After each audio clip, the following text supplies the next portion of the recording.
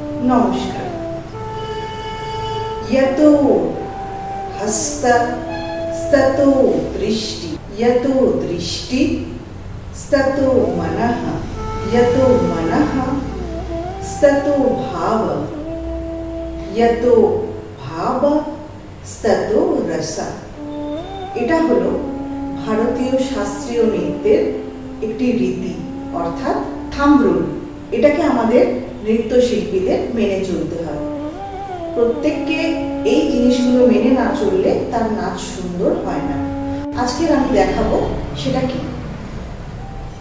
यतो हस्त स्ततो दृष्टि, यतो दृष्टि स्ततो मनः, यतो मनः स्ततो भाव, यतो भाव स्ततो रस।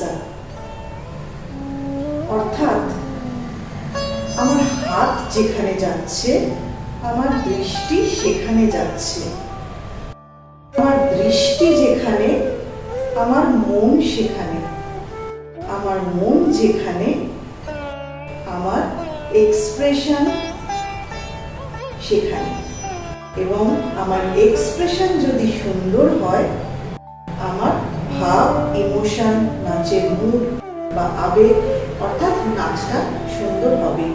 সুতরাং আজ থেকে আর নিচের দিকে তাকিয়ে নাচ না, হাতের দিকে তাকিয়ে নাচ করতে হবে।